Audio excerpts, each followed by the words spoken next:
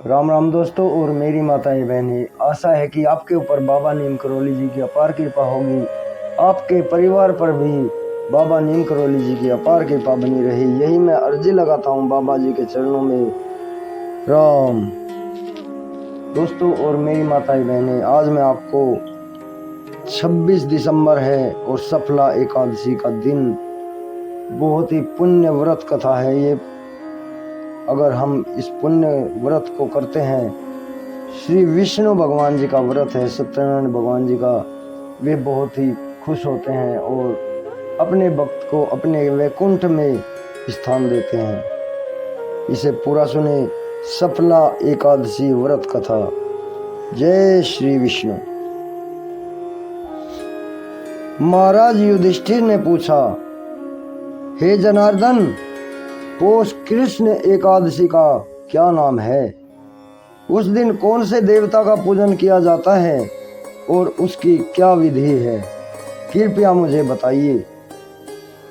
भक्त वत्सल भगवान श्री कृष्ण कहने लगे कि हे धर्मराज, मैं तुम्हारे स्नेह के कारण तुमसे कहता हूँ कि एकादशी व्रत के अतिरिक्त मैं अधिक से अधिक दक्षिणा पाने वाले यज्ञ से भी प्रसन्न नहीं होता हूँ।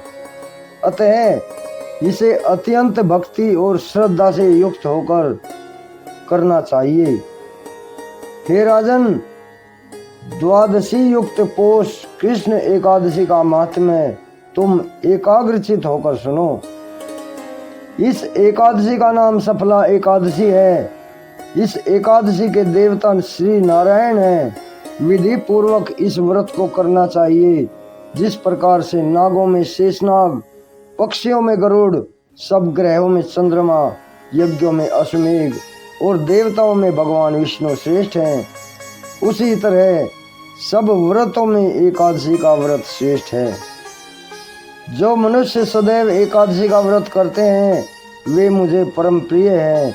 अब इस व्रत की विधि सुनो।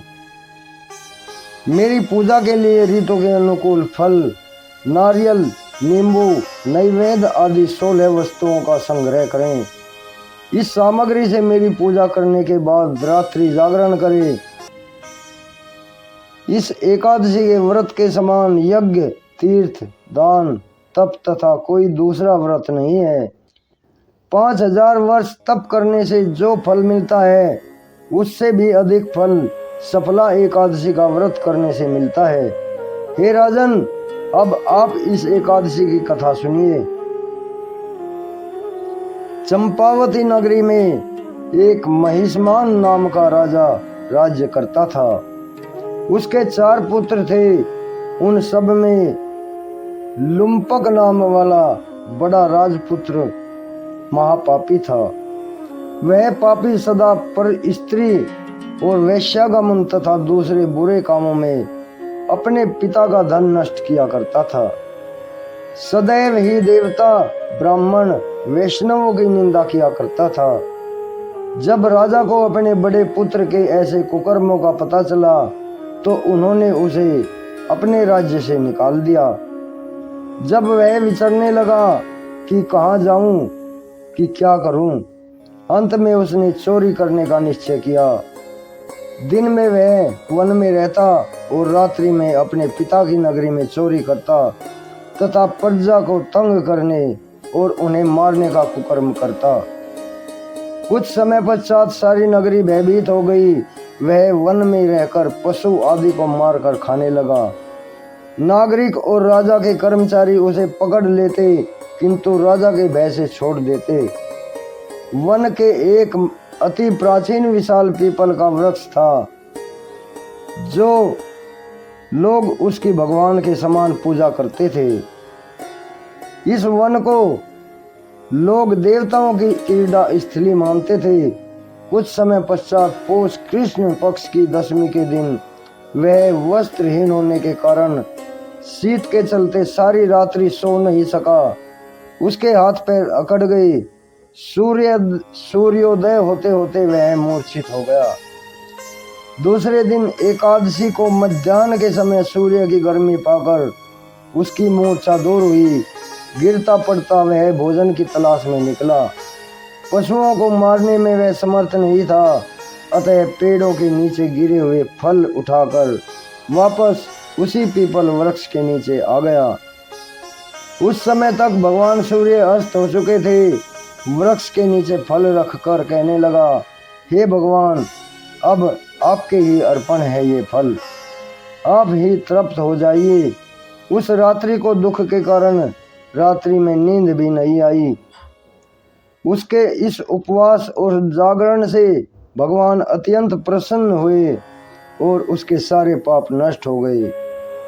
दूसरे दिन प्रातः एक अति सुंदर घोड़ा और अनेक सुंदर वस्तुओं से सजा हुआ उसके सामने आकर खड़ा हो गया। उसी समय आकाशवाणी हुई कि हे राजपुत्र, श्री नारायण की कृपा से तेरे पाप नष्ट हो गए हैं, अब तो अपने पिता के पास जाकर राज्य प्राप्त कर।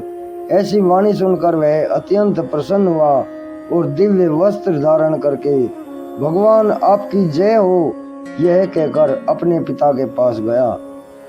उसके पिता ने प्रसन्न होकर उससे समस्त राज्य का भार सौंप दिया और वन का रास्ता लिया।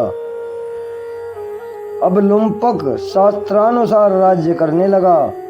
उसके स्त्री पुरुष आदि सारा कुटुंब भगवान नारायण का परम भक्त हो गया।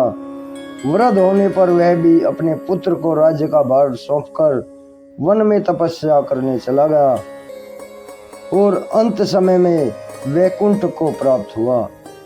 अतः हे युधिष्ठिर, जो मनुष्य इस पवित्र सफला एकादशी का व्रत करता है उसे अंत में मुक्ति मिलती है।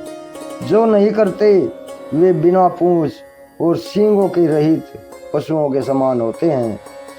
इस सफला एकादशी के महात्म्य को पढ़ने से अथवा श्रवण करने से मनुष्य को अश्वमेघ यज्ञ का फल मिलता है। दोस्तों और मेरी माताएं बहनें, ये सफला एकादशी व्रत कथा आपने पूर्ण सुनी है, यही मेरी प्रार्थना। जय श्री कृष्ण, जय श्री राम। मेरी माताएं बहनें आगे भी शेयर करें, भगवान आपकी सभी मनोकामना पूर्ण करेंगे। जय श्री राम।